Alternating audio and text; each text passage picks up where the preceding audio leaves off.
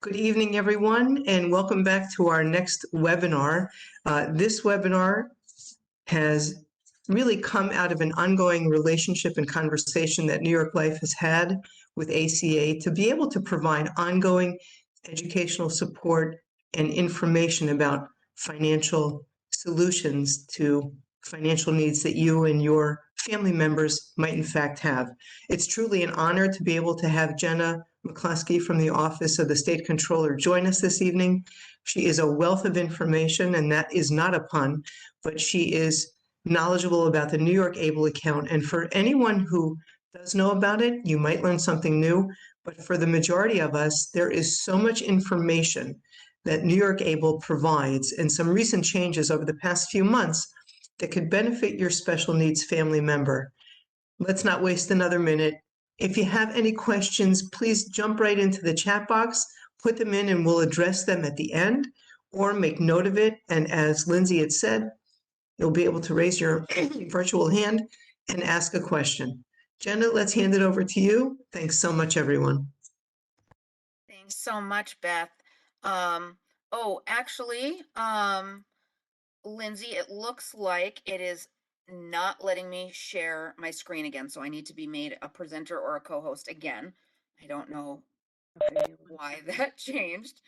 Sorry about that. I can do that for you. Thank you so much, everyone, for joining us tonight. I'm going to, it says I'm now the presenter. Let's see. Okay, here we go. So I'm going to share my screen right now. So a little bit of background to start us off, for anyone who is completely unfamiliar with ABLE programs nationwide. So most likely you are familiar with federal benefits that individuals with disabilities may qualify for. So, things like SSI, SSDI, Medicaid.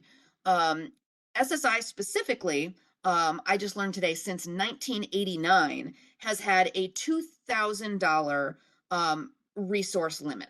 So you're only allowed to have $2,000 in your own name if you're receiving SSI. If you have more than that at the end of any given month, your benefits can be suspended.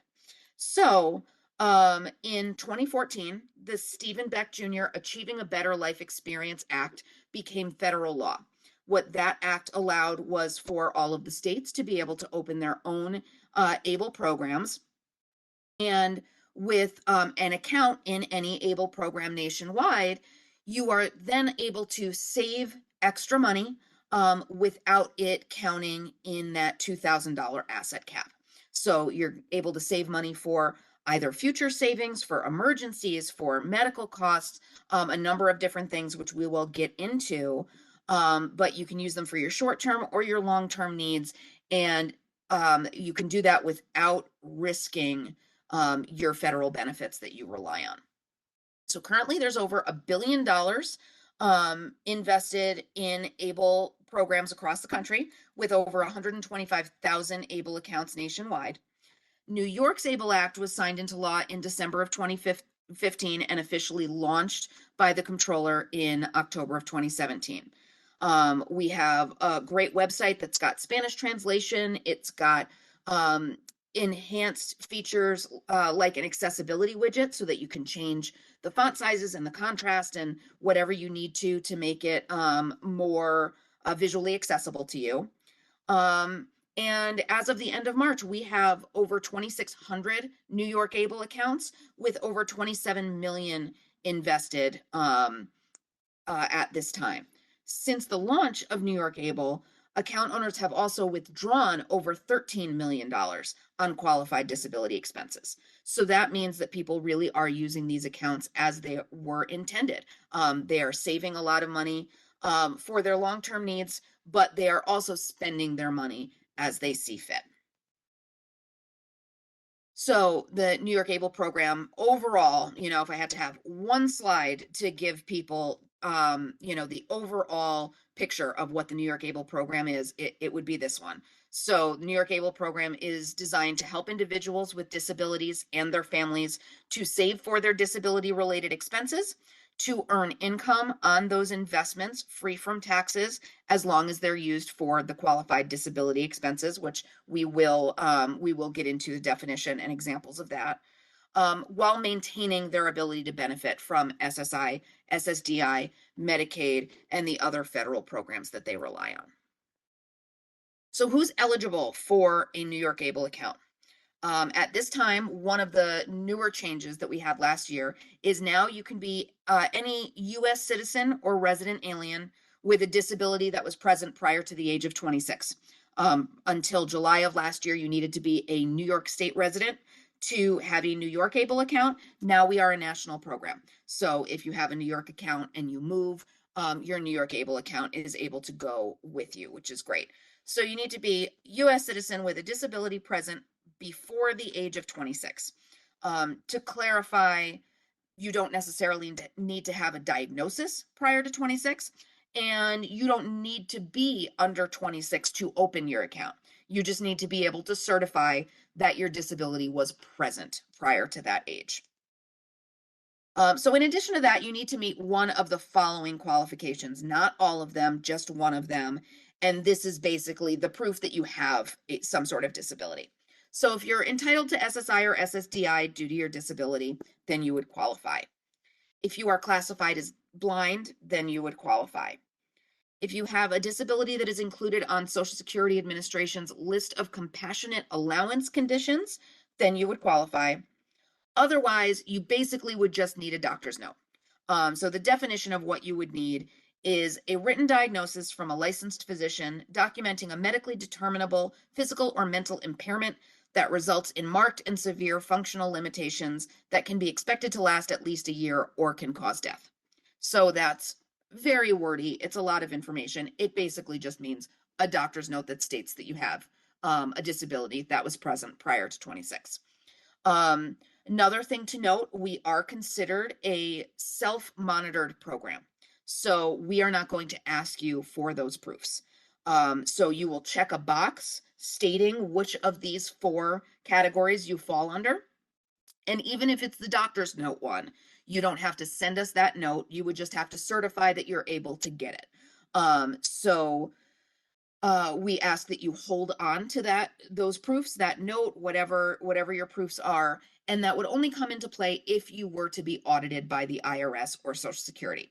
So if you're audited, you would need to provide the proofs that number 1, you qualified for an ABLE account, and number 2, that your purchases were qualified purchases as well. So some things that might differ about New York ABLE accounts than other accounts that you may be used to, like a special needs trust or a college savings account. With a New York ABLE account, the account owner is the beneficiary. So they are the same person. Where with a special needs trust or a college savings account, there is an account owner that the money technically belongs to, and then there is the beneficiary that the money can be spent on. With New York ABLE account, they are the same person.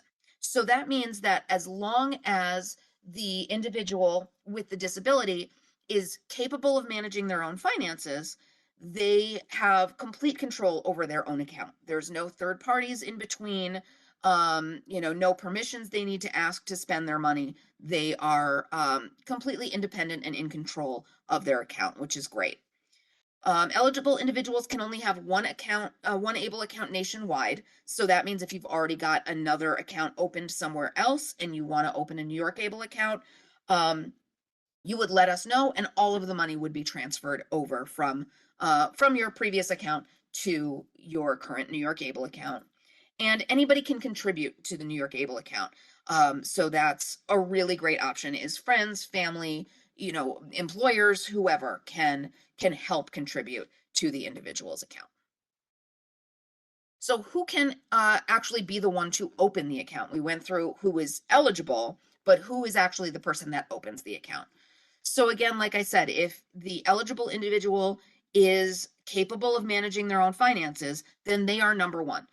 They get to open the account, manage the account completely by themselves. They can also select someone else to manage the account on their behalf. So that can be anyone that they name.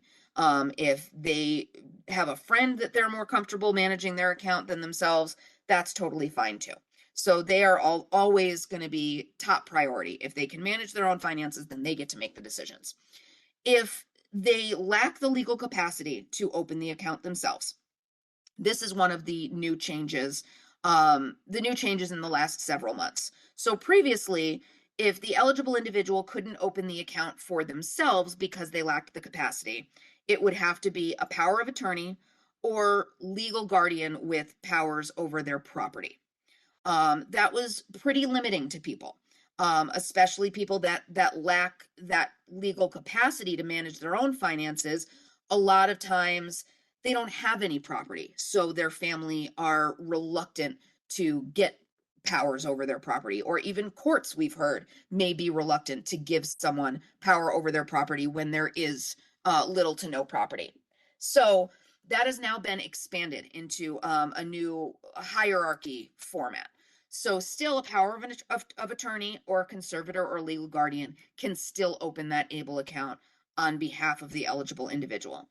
But in addition to them, a spouse, parent, sibling, or grandparent of the eligible individual can open the account, and also a rep payee can open the account. So that's a really big change. A lot of people, especially people in group homes, may not have family in place. They may only have their rep payee managing their finances, or they do have family in place, but the family is not the one managing their finances, their rep payee is. So now the rep payee can manage their ABLE account as well.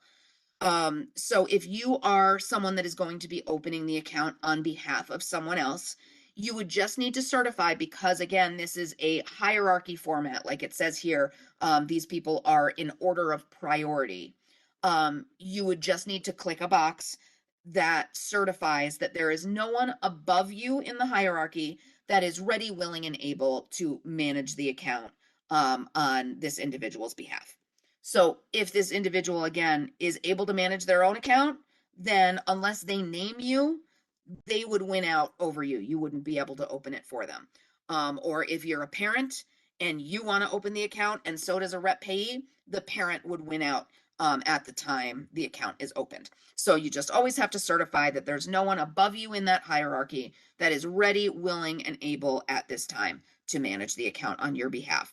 But other than that, you to open the account as a spouse, parent, sibling, grandparent, or rep payee, you don't need to send us any further proof or paperwork of that relationship.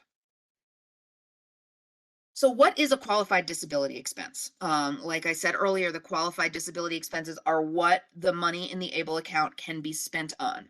So a qualified disability expense is an expense that is incurred as a result of living with the disability and is intended to improve the health, independence, or quality of life of the disabled individual. So these expenses include, but are not limited to, the following: things like education, health and wellness, housing, transportation, legal fees, financial management, employment training and support, assistive technology, personal support services, oversight and monitoring, and funeral and burial expenses. So it is a very wide definition of what the money can be spent on. And pretty much anything that you're going to need may fall under one of these categories. So again, we are considered a self-monitored program. So the account owner or the authorized individual will be making all of these decisions themselves. You're going to want to familiarize yourself with this information. It is also on our website. It is also in our brochures.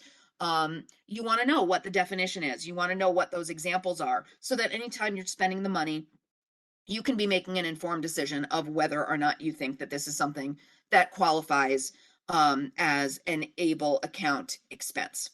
Again, you do not have to send us any of those proofs, but we ask that you hang on to those receipts. That would be, again, just in the case that you were to be audited by the IRS, or the account owner were to be audited by the IRS. You want to be able to give them those receipts to prove that all of the purchases out of the ABLE account were qualified expenses.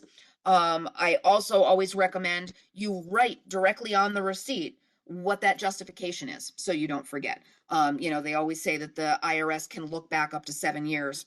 I know I'm not going to remember 7 years from now the reason that I spent my money on something. So you can get a receipt and write directly on that receipt, education or health and wellness, whatever category it falls under, so that you can more easily just make those justifications to the IRS. Worst case scenario, this has not happened at all across the country. to any able account owner so far. But worst case scenario, you get audited and the IRS determines that something that you purchased did not qualify, then it's just a tax penalty. So you would be treated as if that particular withdrawal was income for that year and be taxed appropriately and have a 10% tax penalty on top of it. But again, that has not happened to anyone so far across the country. So that's good. So some of the more specifics about ABLE accounts. You can contribute up to $17,000 per year. That is all of the contributions combined. So if parents, grandparents, friends, anyone else is helping that individual financially and they're contributing as well, it's all of those contributions combined that need to stay at or below 17,000. And if the account owner earns income, they may qualify to contribute an additional amount up to the federal poverty line for a one-person household or their annual income, whichever is less. So in that case, you've already contributed over 17,000. We will reach out to the account owner or the authorized individual to figure out with them their employment situation. Do they work? Do they not? If they work, does their job qualify? And we'll figure out if they're still eligible to contribute an additional amount. If not, anything over that 17,000 will just, any deposit over that 17,000 will just be refunded. And they'll be eligible to start contributing again the following January 1st. So every new year it just resets. The maximum account balance at this time is $520,000. And as I said, all of these contributions are monitored by the program. So we will reach out to you to make sure that the limits are not exceeded. So the only difference from that last screen is for individuals who are receiving SSI benefits. This is not for individuals receiving SSDI or individuals receiving Medicaid, just for SSI recipients who are already subject to that $2,000 asset cap. SSI has said that even though our maximum account balance is $520,000, they say that they will count anything over $100,000 towards their asset cap. So they're still allowed to have $100,000 in their ABLE account without it being counted. Anything over that will be included in that $2,000 asset cap that they are looking at. So as long as you keep the balance under 100,000 or under 102,000, if you don't have any other assets, then your SSI benefits will continue. If it gets over, then SSI could suspend your benefits until you've spent those assets down. But with a $17,000 annual limit, and most people not even hitting that annual limit, it would take a very long time to reach that 100,000. So it's not something that many people need to worry about for a very long time. So I said in the beginning that individuals with an ABLE account are allowed to earn income on their investments free from taxes. So the way that is done is we offer 4 portfolio choices. They range from aggressive options to more conservative options and an FDIC insured checking option. You can choose any combination of those 5 options to make up your account. You don't have to just choose one. And the checking option is nice because it automatically comes with a debit card. So the debit card will come right to you automatically. You can order a checkbook also if you prefer checks, but the debit card will automatically come. So that's the option that makes it quickest and easiest to access your money anytime you need it. It can be spent just like any other debit card. But the investment options you can also withdraw from at any time, just not with the debit card. Let me see why this isn't moving. Here we go. So on the screen right now, we've got a bar graph that shows what the investment options are made up of. So the aggressive is about 85% stocks and about 15% bonds. As you get more conservative, obviously there are less stocks, more bonds, more cash until you get to that checking option that of course is all cash to keep the money completely safe. So we have a page on our website called the What Kind of Investor Are You page. You click on a button that says investments and it'll bring you to that page. a lot of people who are opening ABLE accounts, not all, but a lot of them are unfamiliar or uncomfortable with investing their money. They want their money to be safe. So they want to know which options they should choose. You know, there's 5 different options. You can choose any combination of them. They don't know which ones they're supposed to choose. So we are not financial advisors. So we're not allowed to tell you which situation is best for you. But um, we offer a series of questions on the website that can help guide you to which options may be best for you. Things like, what expenses do I want to save for? When am I going to need this money? What is my risk tolerance? You ask those questions because you can see on the chart here, say you choose the aggressive option. That has the most potential for gain if you leave the money in there long term. But equally, it has the most potential for loss if you're not leaving it in there long enough to withstand the dips in the market. So that's why things like what you want to save for when you're going to need the money, that's where that comes in. If you're looking to save long term for retirement or emergencies or a car or a house, you might be more comfortable with a more aggressive option. If you want the money on a monthly basis to use for your regular expenses, then you might be more comfortable with a more conservative option or the checking option. But again, you can choose any combination. So you can completely diversify it and have half of your money going into a checking option that's nice and safe and easy to spend, and the other half going into an aggressive for long-term savings. It's completely up to you. You can also change those options for future contributions at any time. So this is a chart of the fees that are associated with the account at this time.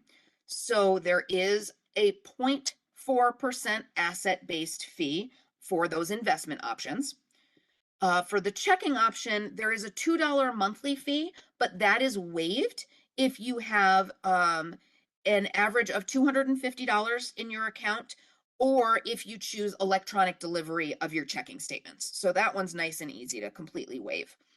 And there's also a quarterly maintenance fee.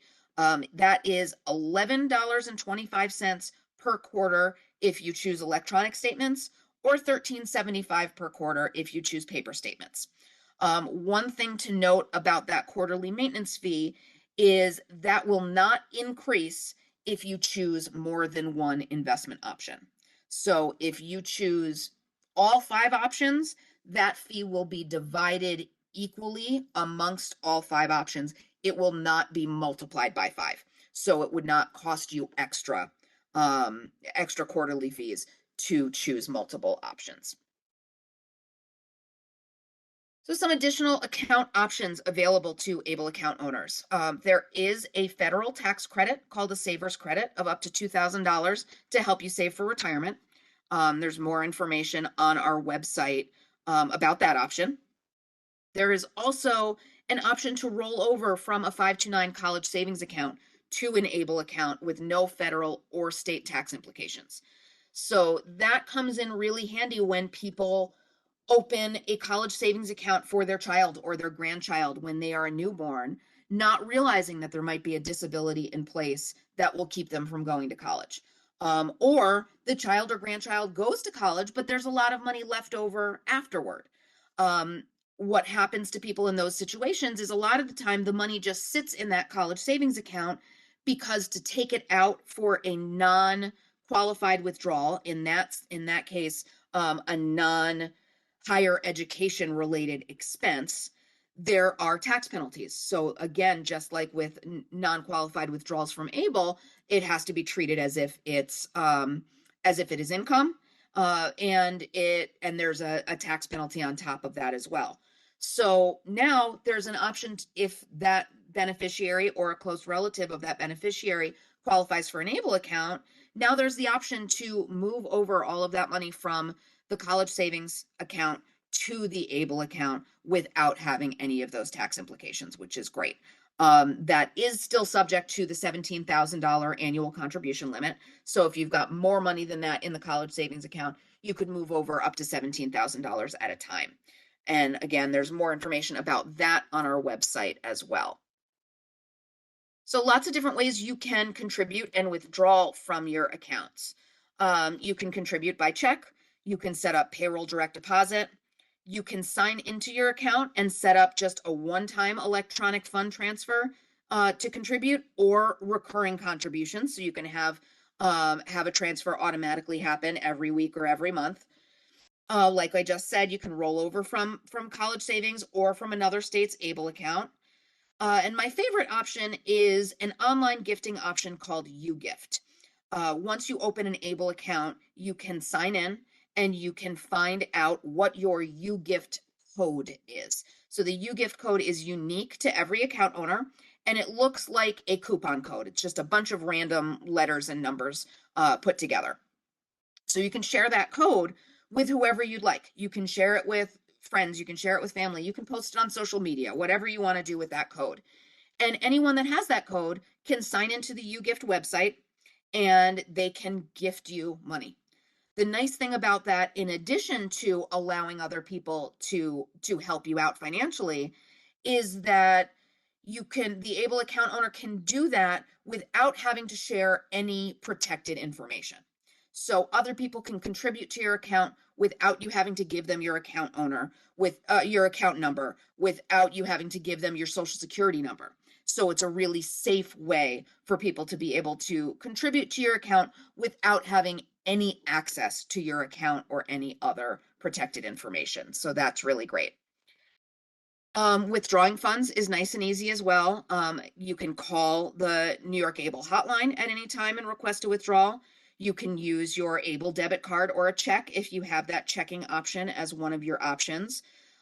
You can, just like the electronic fund transfer and recurring contributions, you can do that in reverse. You can set up a one-time withdrawal or recurring withdrawals to go to either one of your other accounts or a third party. Or if you're more comfortable, you can always download a paper form on our website as well. So to enroll in New York ABLE, just like I just said, you can download a paper form to enroll as well, or you can enroll online in about 10 minutes. So you would have to gather the information of the individual with the disability, the qualifying individual, regular identifying information. So name, date of birth, address, social security number, phone number, all of that of the eligible individual. Their basis of eligibility. So that goes back to that earlier slide where we talked about which of the 4 bullets confirms that you have a disability, and the category of your disability. So that, has a drop-down menu. You will of course know which category yourself or your loved one falls under. Then you choose your investment options. So all 5 options will be listed with a box next to them. And in the box, you will put what percentage of every deposit you want going into each of those options. So it doesn't have to be split up equally either. You can have 75% going into a checking and 25% going into an aggressive option, completely up to you. And you can get the account opened with as little as $25 or $15 if you're using payroll deduction. So here is our main contact information on the screen. Our phone number is 855-5NY-ABLE, A-B-L-E. And our hotline is open weekdays from 8 a.m. to 8 p.m. We also participate in the New York State Relay System if you need that. And our website is mynYable.org. That obviously is accessible 24/7. And I put my contact information in the chat box as well. So if you scroll all the way back, you can see my work phone number and my email address. So if anybody has any questions after we're done with this presentation about ABLE accounts, the ABLE program, feel free to reach out to me.